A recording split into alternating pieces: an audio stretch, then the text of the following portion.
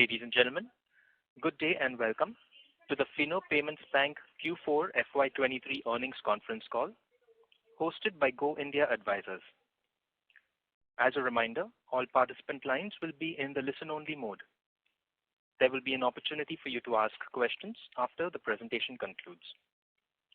Should you need assistance during the conference, please signal an operator by pressing star, then 0 on your touchtone phone. Please note that this conference is being recorded. I now hand the conference over to Mr. Rajat Gupta from Go India Advisors. Thank you, and over to you, sir. Yeah, thank you, Darwin. Good afternoon, everyone, and welcome to FINO Payments Bank earnings call to discuss the Q4 and FY23 results. We have on the call with us today Mr. Rishi Gupta, Managing Director and Chief Executive Officer, Mr. Ketan Merchant, Chief Financial Officer, and Mr. Anup Agarwal, Financial Controller. We must remind you that the discussion on today's call may include certain forward-looking statements and must be therefore viewed in conjunction with the risk that the company faces. I now request the MD, Mr. Rishi Gupta, to take us through the company's business outlook and financial highlights, subsequent to which we'll open the floor for Q&A. Thank you, and over to you, sir. Thank you, Rajat. Good afternoon, ladies and gentlemen, and thank you for joining us today. As you all know, FINO has come a long way since its inception as a payments technology company in 2006. We became the first profitable payments bank in 2020, and since then have worked diligently to build a niche for ourselves in this space, with profitability being our core. While Ketan Merchant, CFO, will take through the financial performance for the quarter for FY23 and FY23 in detail, would like to highlight that our revenue has grown 22% year-on-year for FY23 and 13% year-on-year on quarter 4 FY23. PAT margins have improved in FY23 significantly to 5.3% at 65.1 crores against 4.2%, whereas for quarter 4 FY23 it stands at 6.8%. Our business journey, as we had discussed earlier, is based on the TAM strategy, which is transaction, acquisition, and monetization. The first phase, which we call the transaction phase, is focused on building a base. It is a phase wherein our remittance and cash withdrawal products act as a hook to bring in customers to FINO ecosystem. In this phase, we have set up our distribution network, and I'm happy to report that we have so far added 13.7 lakhs merchants to FINO ecosystem and build customer trust, providing them with innovative, timely solutions for their banking needs. We offer simple and convenient solutions like domestic money transfers, micro ATM, APS as neighborhood banking, and I'm also happy to state that we are one of the leaders in all the 3 segments of business. The transaction phase required strong execution skills and feet on ground and is the foundation for our next phase of growth. While phase 1 continues to have its own growth strategy, we are now wholeheartedly focused in building up the phase 2 and phase 3 of our business journey. Phase 2 of our business is focused on customer acquisition and maintaining the ownership. This phase is well underway, and we are seeing great results, as you can see from the numbers yourself. Customers' ownership is gaining momentum, and there is a strong trust equity build. This is also the phase where we lay the foundation for our customers' digital journey, and at the same time open avenues for monetization through cross-sales and building a liability franchise, which has been challenged for most of the universal small finance banks. Our deposits have grown significantly by 66% to 1,200 crores in FY23 over last year, which itself reassures that we are on the right track and that our customers believe in the FINO model and as business partners, banking partners. The success of our second phase is evident from the strong CASA growth, which has shown a CAGR of 74% since FY20. We have built great momentum in this segment and are opening an account almost every 10 seconds. We have added 3 million new CASA accounts in FY23, 50% more than what we added in FY22. Our endeavor is to convert the walk-in transacting customers. I'll repeat.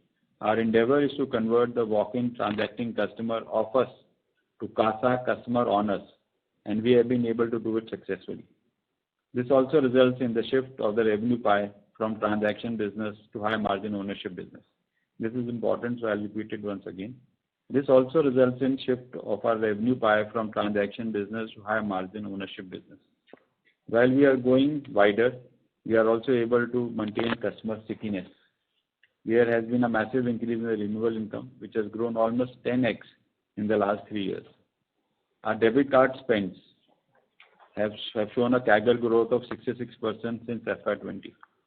Digital throughput has grown its share of total throughput from 16% in Q1 FY23 to 23% in Q4 FY23. On an average, we have been at 20% growth on UPI digital compared to last year. The customer activeness and physical or digital platform is increasing, thereby assuring higher annuity income in the form of subscription renewal. So UPI digital now constitutes 20% of our total throughput vis-a-vis 10% which was there last year. UPI is actually beneficial to our business journey. A lot of times people actually think that UPI is a cost center and you don't make money, but UPI has incidental benefits, and that is why we say UPI is actually beneficial to our business journey. We have observed that our customer renewal rate is higher for transacting UPI customers versus non-UPI customers. The average is about 83-84% versus 60% otherwise.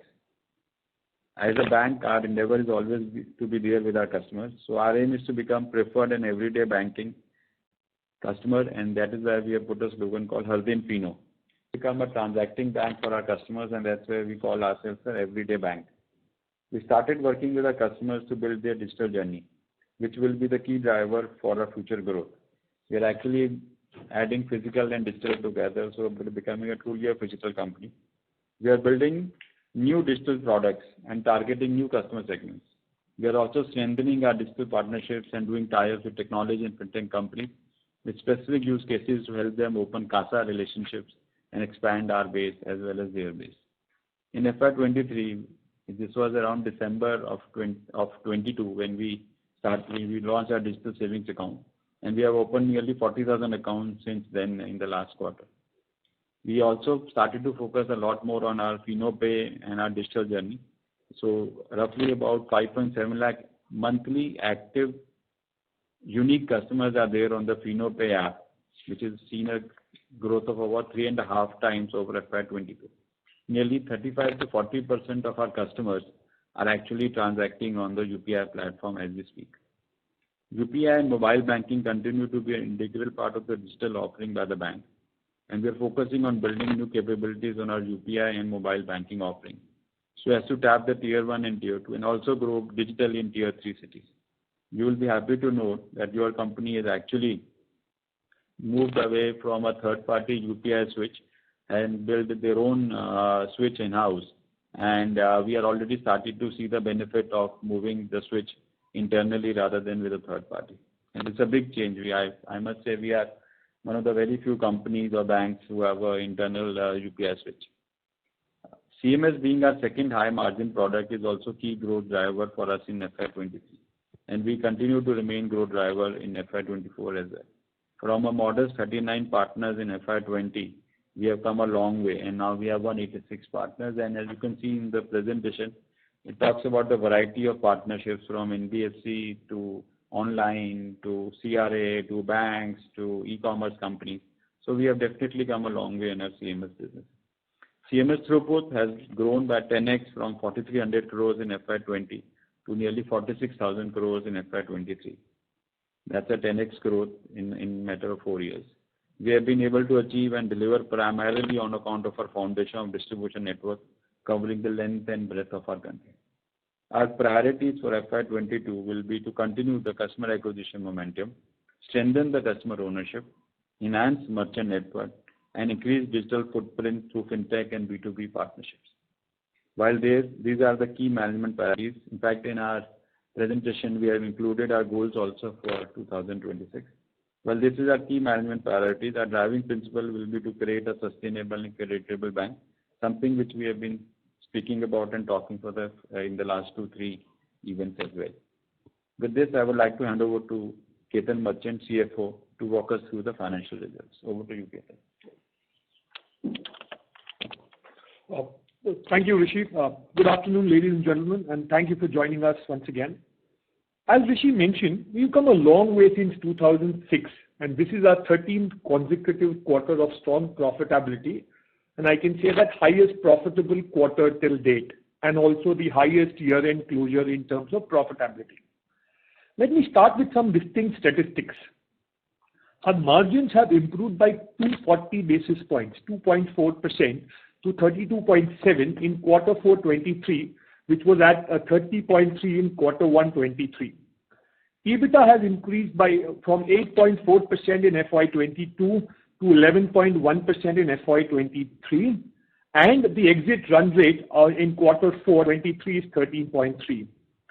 Our FY23 PAT is up 52% and stands at 65 crores, 25% up from quarter 4 as compared to the previous on a year-on-year basis. Our asset-light model and strong focus on high-margin products, as Rishi said, are the key levers for driving our growth.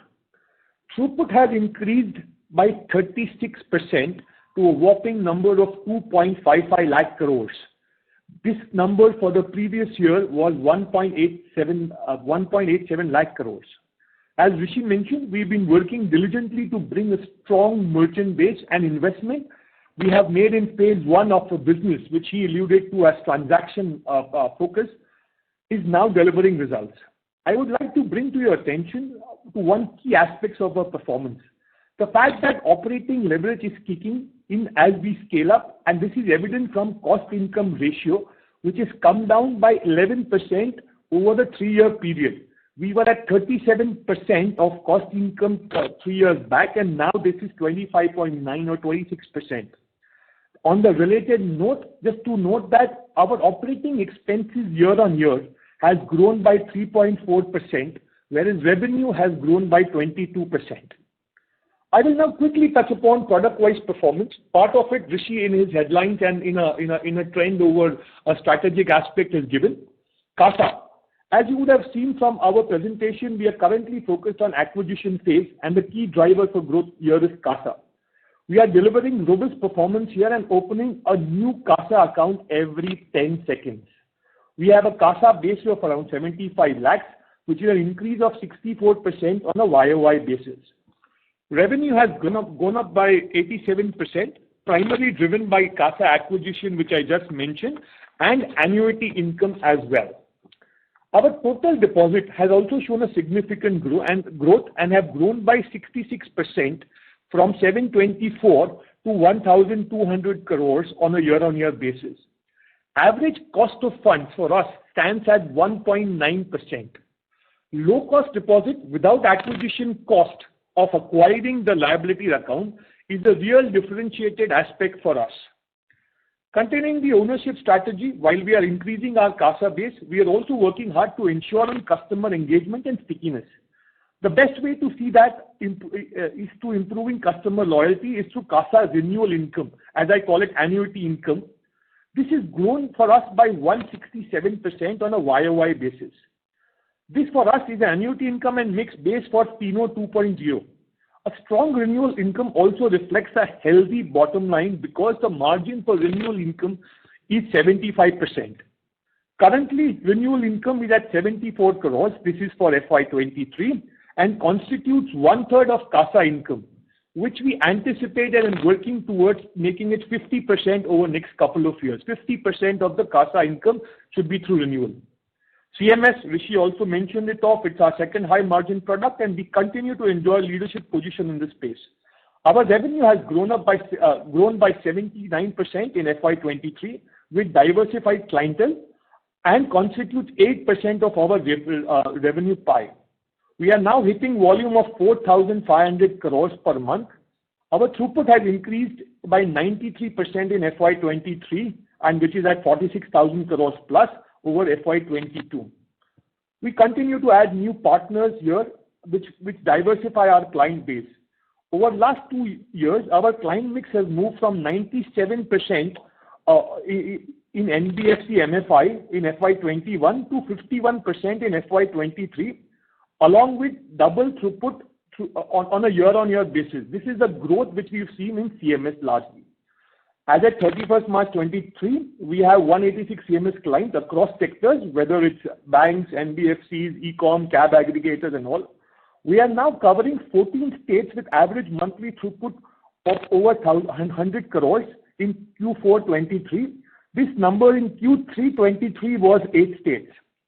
Again, the advantage of widespread distribution network enables us to cater in this product. So new client addition and expanding reach is our key priority here. AEPS, this is the part of the transaction income which Rishi alluded to. Our AEPS revenue has grown by 25% YOY, while the AEPS industry growth was more or less flat at growing by 0.3%. The throughput for FINO grew at a healthy 8.8% YOY. AEPS momentum or the growth has helped us to partly compensate the challenges or the industry-wide challenges which we are facing across MATM. Very quickly on FINO 2.0, Rishi has already covered some statistics just to reiterate it off. Our FINO Pay digital accounts which we have opened, in 3 months' time we opened more than 40,000 accounts, and FINO Pay users have grown by 3.6x. Our digital throughput is now close to 20% of the total throughput for FY23 and 23% in Q4 23. Fintech and B2B partnership would be our prime focus for revenue generation. We now have a full UPI open banking stack, as Rishi explained, and are looking at a very holistic partnership approach here. We are continuously focusing on building new capabilities on UPI ecosystem and mobile banking offering. Based on renewal trends, and this is very important to allude to the point which Rishi said, what are the incidental benefits which UPI is giving to us? Based on the renewal trends, we've noticed that the probability of renewal of customers doing UPI transaction, this is the current account renewal, is as high as 83% as compared to a normal customer, which is 60%. This is the benefit of the ecosystem, and this is why we are investing into the digital as well. I will now sum up by saying that we are on high growth trajectory with inherent asset-light model and cost control.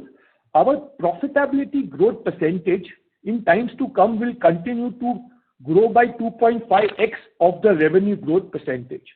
With this, I would like to open the floor for questions. Thank you very much. We will now begin the question and answer session. Anyone who wishes to ask a question may press star and 1 on their touchtone telephone. If you wish to remove yourself from the question queue, you may press star and 2. Participants are requested to use handsets while asking a question. Ladies and gentlemen, we will wait for a moment while the question queue assembles.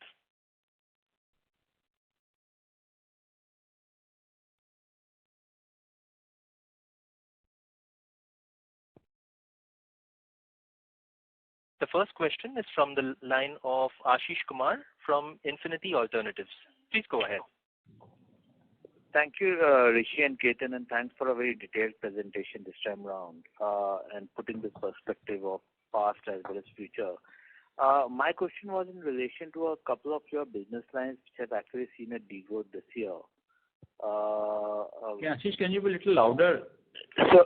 Is it better now? Yeah, much better. No, my question was in relation to a couple of your business lines which have seen a degrowth this year. One was your micro ATM as well as on the business correspondent side, where we've seen a degrowth this year. Can you kind of let us know what is happening on the industry and what's your outlook going forward on those two? So on the micro ATM side, 2 things. One is on the cash withdrawal business and remittance business in generally. One thing which I also mentioned in my opening remarks was the shift from offers to honors. So partly the revenue of micro ATM, remittances as well as APS has moved from that line of business to our CASA income category as an account holder. So one part is that. Apart from that, on an overall basis, the micro ATM market, which we saw a big surge happen during the post-COVID and during the COVID period, is now kind of stabilized. So we are not seeing a substantial growth or growth in the industry per se as far as micro ATM is concerned. There was a surge of competition which came around 21-22, which has also eaten up into markets for everybody. So we believe micro ATM will move sideways only for some time before we can see a thrust coming in that segment. As far as the BC business is concerned, in the BC business there are two things which are there. One is that getting new business on the BC side has become more challenging post the payments bank license because and then the SFB conversation. So that mandate, getting new mandates have become more difficult on account of that. And secondly, also the focus of the ground team is more in terms of building up their own revenue rather than a BC revenue, because the margins in BC revenue is lower than our own business revenue margins. So to some extent that gets sidetracked to some extent. While there are internal conversations in terms of how do we bring that back, and so some actions we have taken this year to segregate the teams completely so that we can focus on both the businesses separately rather than each business eating into each other. But just on both the sides, we in our projections also, the growth projections which you're talking about, we are not expecting a very high growth in either of the two lines of businesses that you just mentioned. Sure. And the second question was on growth per se on Rishi. So while we look at the full year, 22% is a very commendable growth in the payments business. For the quarter four, if I look at it, the growth rate is down by is at 13%. Do you think which is more sustainable? Can we go back to your historical growth rates of 20%, or do you think it will be more in terms of the mid-teens to kind of budget in? So our target is to be at 20% growth for the year. Some quarters may see a higher growth, some may see a lower growth, but on an average, we should maintain, and that's the target which we are working on, to maintain a 20% growth rate as such. This quarter particularly has been a little low. You are right, 13%. We are also expecting a little higher, maybe partly because of the micro ATM and some cash withdrawal businesses not growing or degrowing at a faster rate than what we expected. But on an average basis, we should be growing at 20%. That's the target, and that's the plans which we have in place. So nothing to read into this thing? No, not really. Not really. Plus also that we are focusing, as you see, our own business rather than API business. So from a 62% own business, we have moved to 67% on own business. So that also improves our margin. So our net margin, which was 30.2%, has now become 32.8, something like that. Yeah. 32.7. So those are substantially higher numbers. A jump of 250 basis point in 1 year on the net margin, I think is a good jump. Sure. And lastly, which is a data keeping question for you, Ketan, how long do you think our zero tax structure will continue? 1 more or 2 more years? Good one, Ashish. We have our tax losses which will be able to cover us for FY24. Okay, so 25 will get to full tax rate. Looks like. Okay. Okay, thanks it, and I'll come back in the queue again. Thank you. Thank you, Ashish. Thank you. Thank you. The next question is from the line of Harsh Shah from Reliance General Insurance. Please go ahead. Hi Ketan, hi Rishi. So I wanted to understand one thing, that we have close to 75 lakh accounts. So how much of these accounts would be inactive? Okay. Only one question, or you have something more to add to it? No, I'll come back to the other questions later on. So roughly 60% of them are active when you look at from activity level, and about 35-40% of them are active on the UPI alone. So as the new acquisitions are using more UPI, we believe our activity levels will continue to grow, and that is why Ketan has also said that in the year to come, our renewal income and our new acquisition income should be more or less equal. Okay, so what will be our strategy to get the remaining 40% accounts to be more active? So, Harsh, the model which we are essentially running and the base effect. If you've seen in last year we have opened around 30 lakhs account. We are doing some things to get those remaining 40% also this thing. But however, for any such kind of a subscription business, if we do an industry analysis, a 60% plus renewal rate is something which is good. I'll come back to the statistics which I earlier said it of, in the entire UPI ecosystem which we had mentioned. People who are using our UPI, which is growing, tremendously and now constitutes 23% of our total throughput, there the renewal rate is, around 83%. So if we continue the momentum and if our hypothesis, which has been built over last 12-18 months, works out, we can see a natural progression happening. However, I will again say that with an increasing base as well, our annuity income, even at 60% on an overall basis, should be a good point to reckon in terms of sustainability. Having just to add to this, as we are also running on multiple campaigns on digital as well as marketing campaigns to see how we can bring the inactive customers into active levels. So that is an ongoing thing which we keep on doing. Okay. And secondly, what will be our digital expenses for FY24? Investment in tech? So on an overall basis, Harsh, we have we typically look at, this is for FY23 you asked, right? No, 24. What is the planned? Yeah. So I'm not making a pointed forward-looking statement out here, but however, I can say that we are looking at anywhere in 10 to 12 crores plus kind of a digital, foray which I'm looking at in terms of the new partnerships and the new product which we are doing. Okay, got it. Thanks a lot, Ketan and Rishi. Yeah. Thank you. Ladies and gentlemen, to ask a question, you may please press star 1. The next question is from the line of Shreya Shivani from CLSA. Please go ahead. Hi, thank you for the opportunity and congratulations on a good set of numbers. I have three questions actually over here. First is on the micro ATM book. So for FY23, if I see the gross yield of micro ATM revenue by throughput, that's about 67 basis points, which is significantly higher than FY22. So I want to understand whether it's because you were charging more on the micro ATMs you sell. Did you sell more micro ATMs, or some color on this would be helpful. Also, while we are on the micro ATM topic, the RBI data shows that your market share in the past 3-4 months has been stable at around 23-24%. So is this an indication of the competition calming down? Any color on this, that would be helpful. Second is on your AEPS.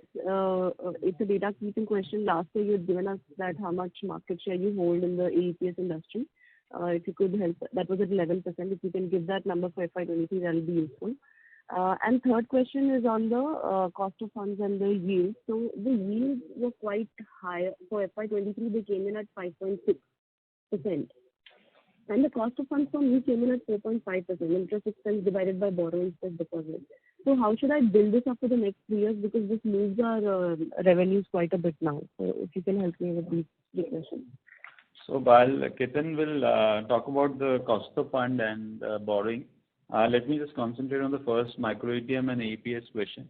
So micro ATM, actually, as I mentioned earlier also, that part of the movement of customers from offers to honors is eating up into the offers market share for FINO, but we are making more money and better margins by having the customer ownership rather than as an offers customer.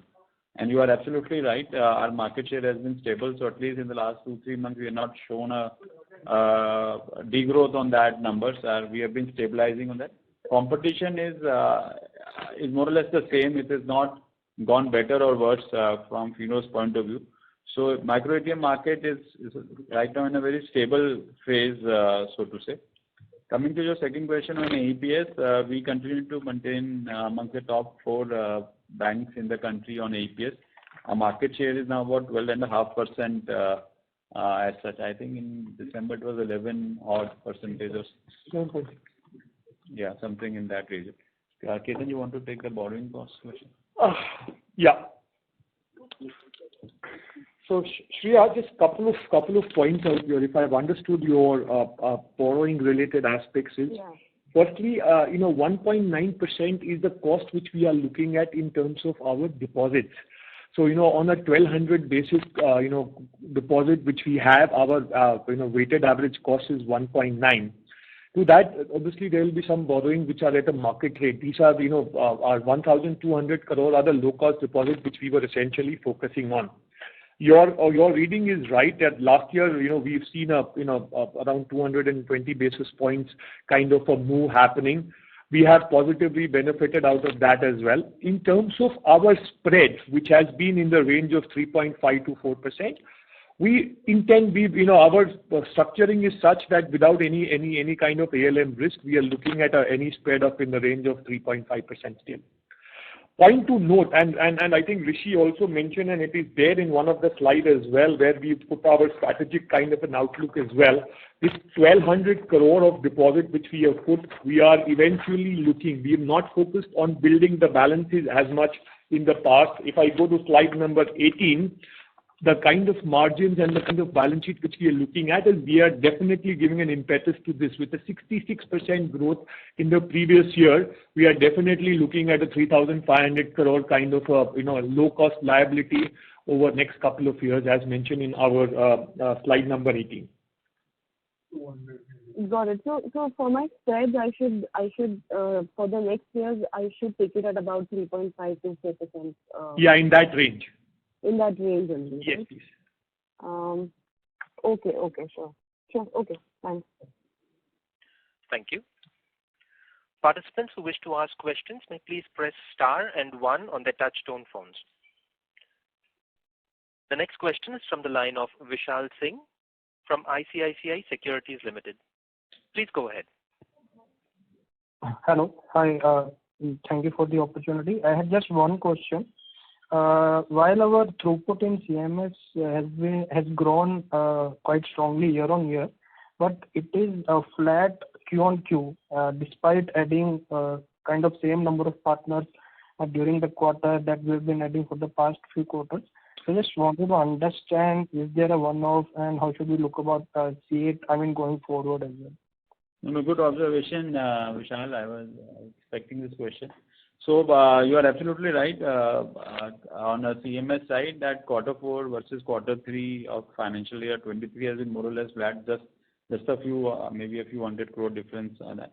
I would take you to quarter 3 number. Quarter 3 number, we saw an exceptional jump in our CMS business, somewhere around 28% growth was there in one quarter vis-a-vis quarter 2. And that was the quarter where we saw the festival season also.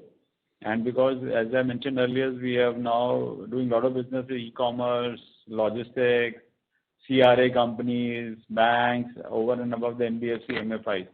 So all of them saw a big jump in that business in that quarter.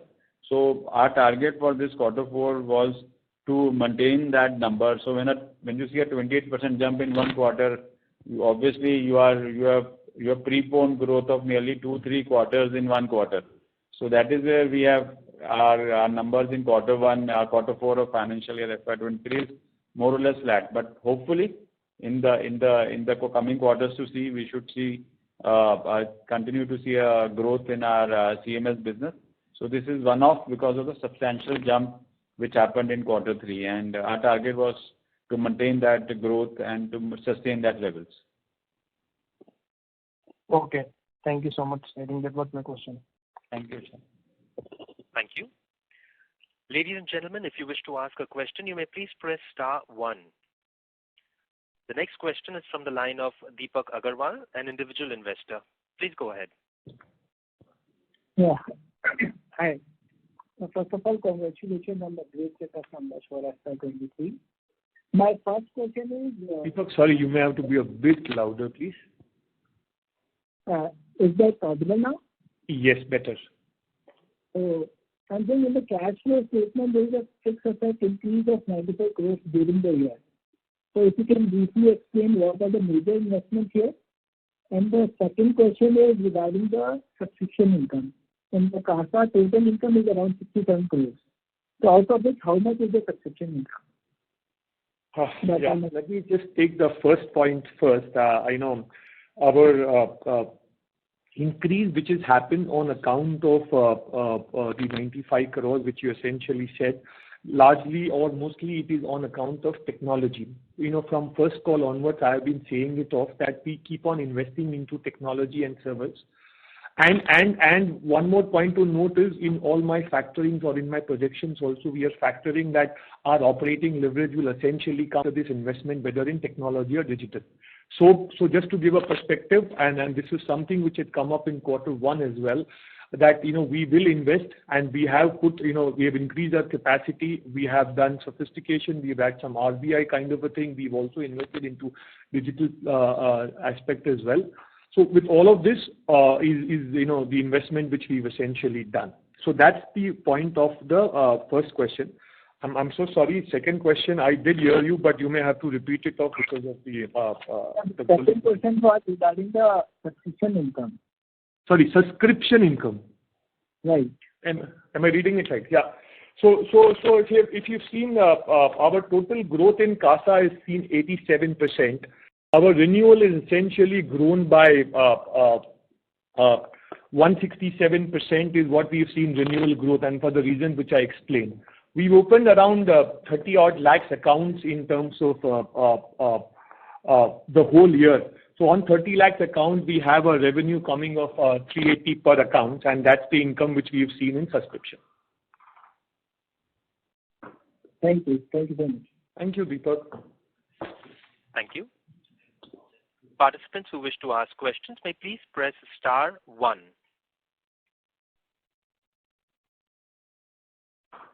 Ladies and gentlemen, in order to ask a question, you may please press star and 1.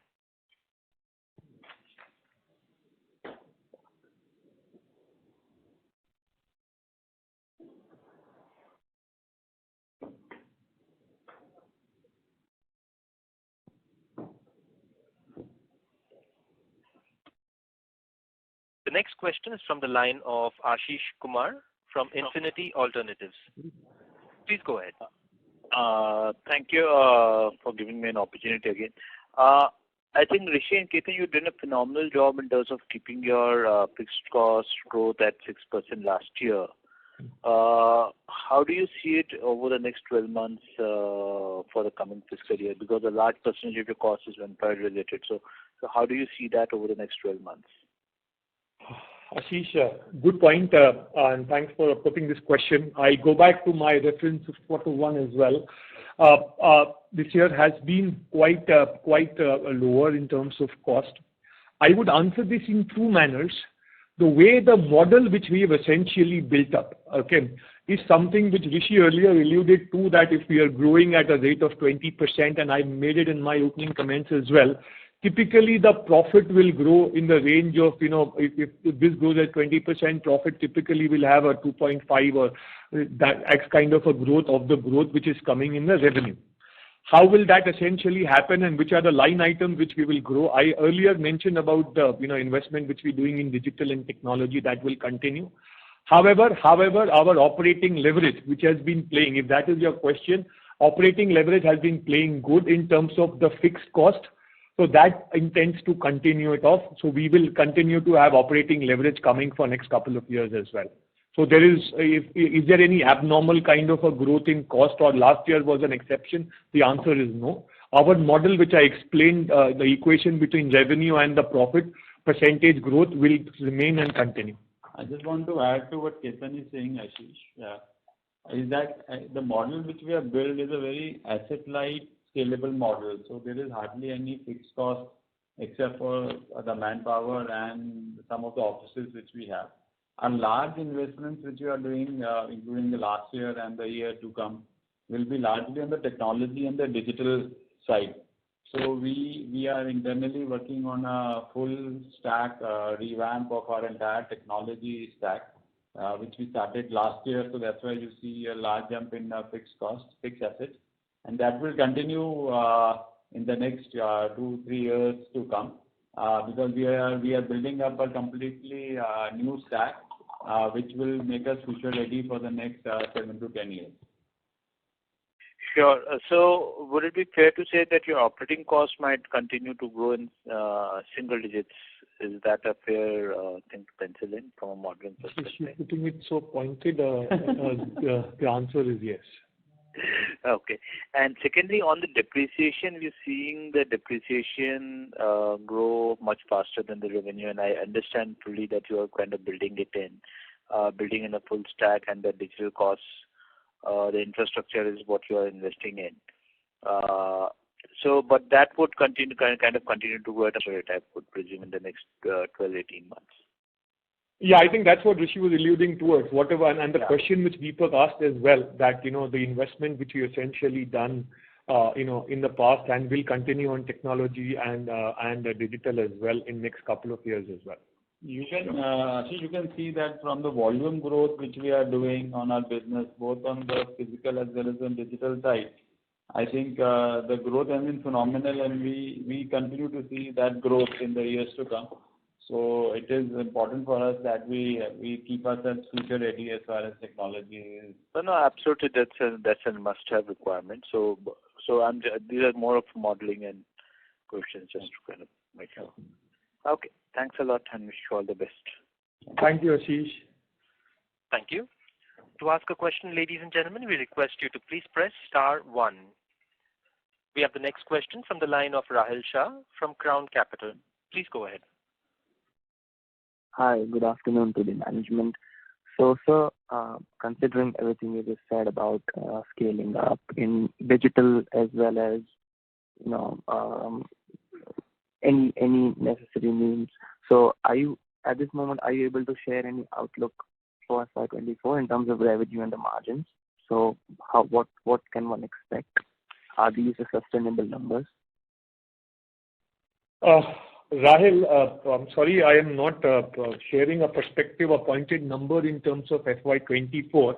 However, I think we should take some cue. We've given a strategic growth which we have given in slide number 18, wherein we've shown how we want to essentially grow over next couple of years as well.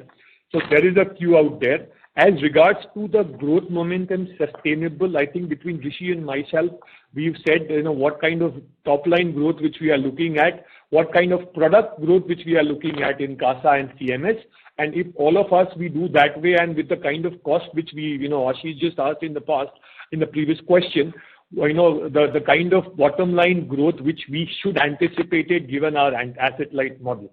So whilst no number, but from a sustainability perspective, from a long-term perspective, the momentum is good, and this is what we mentioned it on.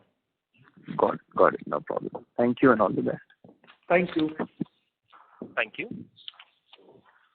The next question is from the line of Parimal Mithani from Credential Investments. Please go ahead. Thanks for the opportunity, sir, and congratulations on good numbers. Parimal, sorry, you will have to be a bit louder, please. Can you hear me now?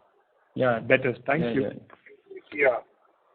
Thanks for the opportunity. I just wanted to understand, in the notes to accounts, in terms of other expense, you mentioned 648 crores paid to business correspondents, and your operating expense for the year is some 916 crores.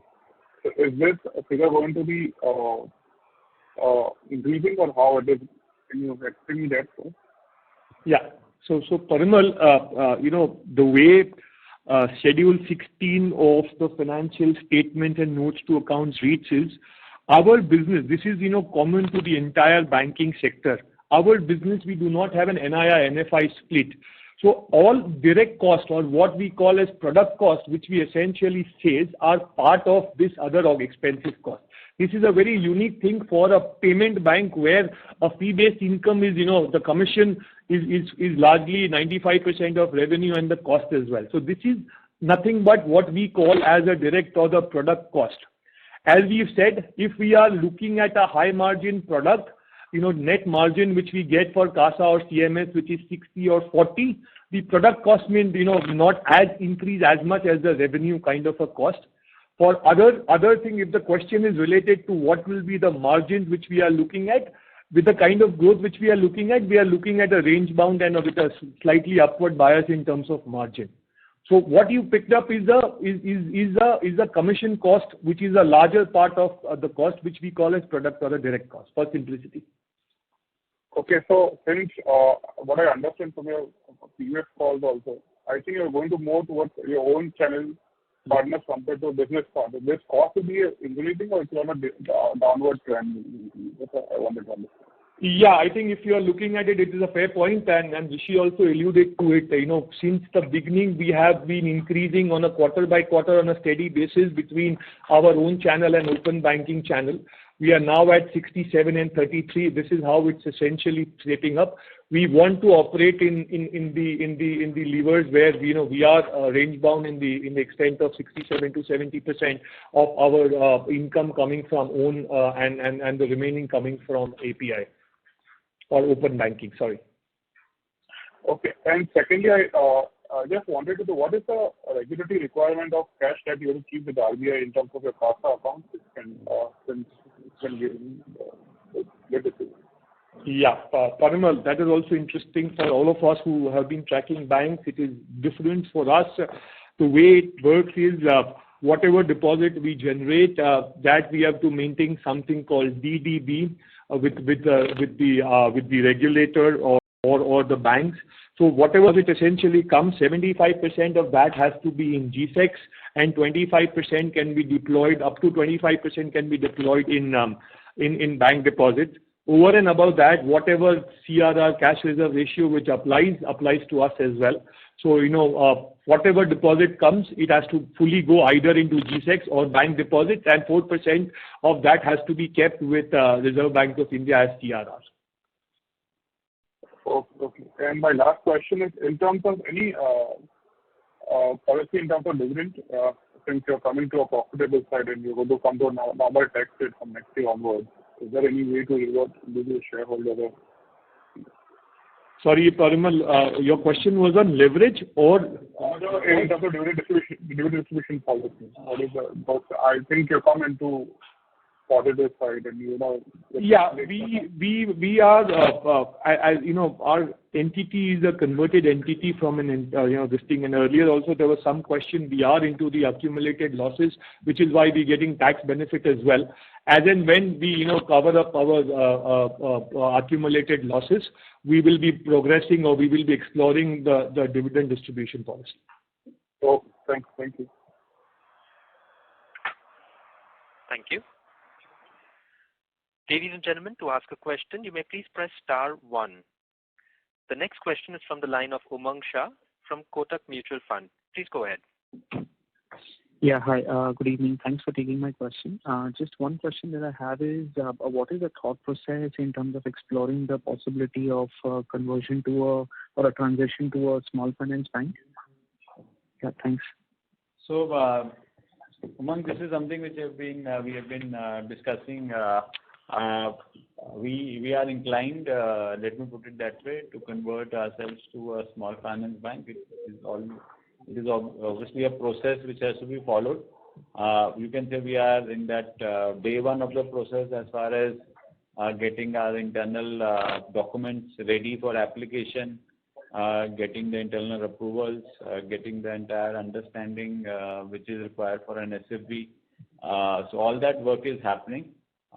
It will anyway be a 18 months to 24 months process from the time we apply to RBI, and that is the stage at which we are. But if you look at some of the matrices which we have specified, especially if you look at page number 18, which talks about the total deposits, the 2 crore customers, the 20 lakh merchants, the kind of balances which will be there. It goes to show that the foundation is already underway to build up a very differentiated digital bank, which will have an SFB license, which will not be an SFB the kind of SFBs you see currently. It will be a very differentiated digital data-driven bank, which will have an SFB license, so to say. Sure. So just to understand this correctly, you mentioned that it's still 18 to 24 months before we apply, and assuming if we get all the approvals and if the transition has to happen, obviously it's going to be 24 months out. I mean, not before that. Is that understanding correct? No. That 18 to 24 months is from the time of the application. Oh, okay. To apply, not 18 to 24 months to apply. Application will happen in this calendar year. But the conversion will take 18 to 24 months for reason known to you in terms of approvals, technology, getting everything in place as well. One big requirement is on the capital side, which is there in many, but in our case we have enough capital to start the SFB. So it is more of technology and getting the team together once we get the approval. Understood. Perfect. Thank you so much and wish you good luck. Thanks. Thank you. Thank you, Umang. Thank you. Participants who wish to ask questions, may please press star 1. We have the next question from the line of Bhaskar Chaudhary from Entrust Family Office Investment Advisors. Please go ahead. Yeah, hi. Sorry if this might be a little bit of a basic question, but if when I look at your target for FY26 on slide 19, it looks like that you have assumed that the effective take rate, which is the conversion of your total throughput to revenue, will remain the same, between FY23 and FY26 on a percentage basis. However, if you look at the past 3-4 years, it has been consistently coming down. So, what is going to move the needle here so that it remains the same? Or approximately the same. So good observation, Bhaskar. In terms of let me just break this total throughput of 5 lakh crore between digital and physical. Digital throughput, which is 50,000 crores in FY23, we are expecting a 4x growth on that piece, which is a combination of both the number of customers using digital as well as the digital throughput per customer going up. So that is one observation. So that 50,000 to 2 lakh. The other is that physical throughput is roughly about 2 lakh crore right now. We are expecting it to go to 3 lakh crore over the next 3 years. That means about 25% to 30% growth we expect to happen over the next 3 years, which is a combination again of remittances, cash withdrawal, largely APS and CMS business. So all of that put together, and we are also started our work on a new LOB on the payment side, which is just in the first month of implementation. So we'll talk about it in the next quarter earnings call. And that also will add up to this total throughput, which we expect to happen in the next, in some of it will happen this year, but substantially will start from next year onwards. And these would be at higher take rates, so to speak. Yeah, take rates more or less, this take rates will be definitely better than the API take rates. Okay, understood. I'll reach out separately to get more clarity. Thank you. Yeah. Certainly. Thank you. To ask a question, ladies and gentlemen, you may please press star 1. The next question is from the line of Kaustav Gomna from BMSPL Capital. Please go ahead. Yeah, just a basic question. On your total treasury income, on your total treasury investments that you make because of your CASA business, what was your MTM gain for FY23? Yeah, thanks. I'll just repeat what I again said it off. We are not doing any kind of a trading, and we do not have any trading portfolio essentially coming. Neither anything is in HFT. There is no distinct. So it's an AFS kind of a portfolio which we essentially run through. Our average tenure is largely 6 months kind of a scenario. We are allowed, just by the virtue of our regulations also, we are essentially allowed investment up to 1 year, and that's the regulation of the payment bank. So whilst I understand your question, which is coming that, with given the kind of the yields which have increased, is there any hit which has come on account of HFT book or on account of an HTM kind of a book? The answer is no. We are holding it in AFS and there is not material MTM which has hit us or which has benefited us in any manner in FY23. Okay, so the question was stemming out of, thanks for that. The question was stemming out of, do you have any, so out of this, I mean, based on regulation, in your presentation, you obviously break down everything as revenue, product revenue, but based on regulation, when you give your financial results, it comes under other income, right? So the point is that in this other income, is there anything notional or it's all realized value? No, it's all realized value. There is nothing which is, essentially notional, which comes from, which can typically come for any other bank given the different banking regulation. Yeah. Okay, so it's all, nothing is notional. It's a realized income. Okay, great. Thank you. Thanks. Thank you. Participants, to ask a question, you may please press star 1. The next question is from the line of Parimal Mithani from Credential Investments. Please go ahead. Hello, can you hear me? Hi, Parimal. Yeah. Yeah, I just wanted to understand, you mentioned in your opening remarks when you moved from a third-party API to your own UPI, how does it benefit us and what are the, can you explain that? So there are 2-3 benefits, Parimal, by moving the switch, UPI switch to our own in-house switch. One is that we have full control over the switch, so the development on the UPI platform is faster. That is one. The secondly is the fact that our UPI switch is capable of handling larger volumes of transactions, and we are able to, as you can see, the growth has been substantial on the digital side. So one is from a speed to execution is faster. The second is it captures the growth aspect. Third is the quality of the switch is there. So in terms of the faster turnaround time on transactions, the technical declines, the ability to handle large volume of transactions.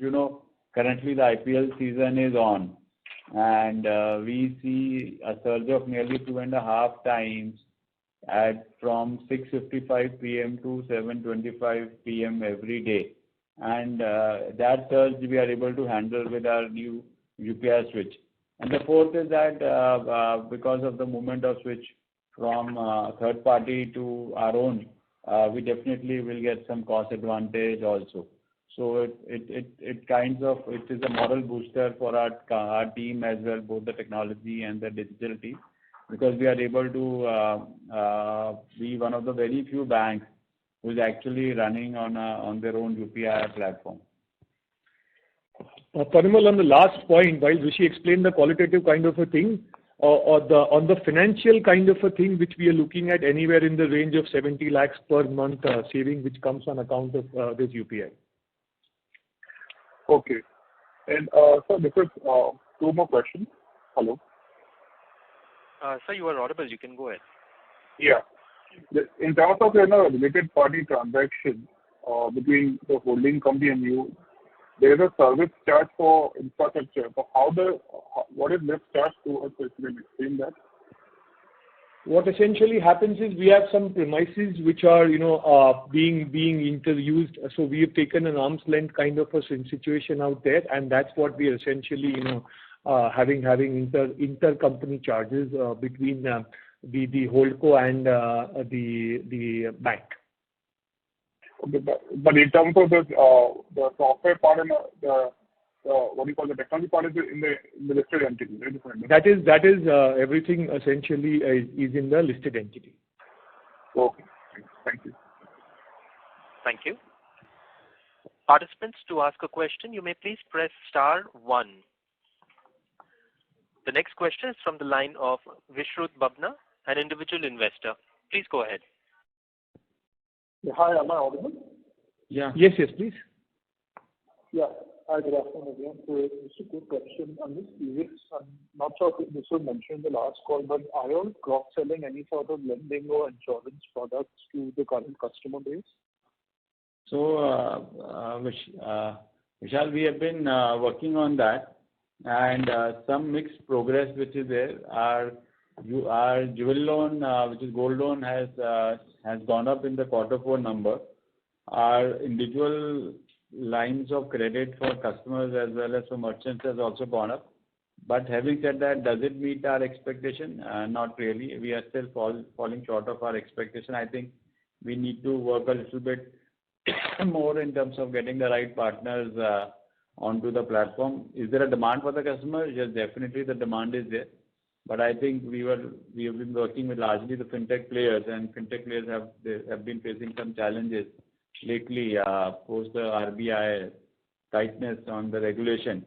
So we are working on building up some more lending partnerships, which should see a more consistent flow of loan coming into our customers' accounts. Second is on the insurance side. Insurance, we are reasonably maintaining our run rate on the health insurance per se. We are in the process of rolling out our investments, which is on the mutual fund aggregator platform. That we have received the approval from the Reserve Bank of India. We are in the process right now of integrating that platform. It has taken longer than what we had actually planned for, but that is something which should go live in this financial year. And are there any sort of numbers on like a cross-sell rate, or what percentage of the base is sort of gravitating towards being cross-sold one or more of these additional products? So when we look at the cross-sell, largely I would say roughly 2 to 3% of the customer segment is currently which we are focusing on, because so first we have to get the supply side in place. So right now we have a supply side issue on the credit side. Once we have that thing in place, that is when we are going to actively and look at a more deeper kind of products with our customers as well as our merchants, so to say. Thank you. And just one quick clarification I just wanted on the accounting side. The top line revenue that you'll report, just wanted to clarify that consists of the net interest income and the revenue generated from the business correspondent activities, right? Yeah, indeed. 1230 is the total revenue which we look at. Okay, perfect. Thank you. Thank you. Thank you. Ladies and gentlemen, that was the last question for today. I would now like to hand the conference over to the management for closing comments. Over to you, sir. Thank you very much, Rajat. Thank you everyone for joining the Q4 FY23 call of FINO Payments Bank. As we started with, we are continuing with our TAM strategy of transaction to accounts to monetization. As you can see, our phase 1 has gone quite well. Acquisition, which is fast. Phase 2 is also going quite well, both in terms of new customers, renewals, liability franchise, as well as the incomes which we are generating on digital transactions. Monetization is an area where we need to strengthen ourselves on the credit partnerships. And as we go into the next year or this financial year, we will build some more LOBs, which we'll be talking about in our Q1 or Q2 presentations, which are largely around the payments ecosystem. Let me assure you that the customers are moving to the digital platform, and FINO is already ready and getting more ready both on the technology and the digital side as we move our customers from physical to digital journey, as well as from offers to honors. And thank you for your support in this journey of FINO till now. Thank you very much. Thank you very much. Thank you. On behalf of Go India Advisors, that concludes this conference. Thank you for joining us. You may now disconnect your line.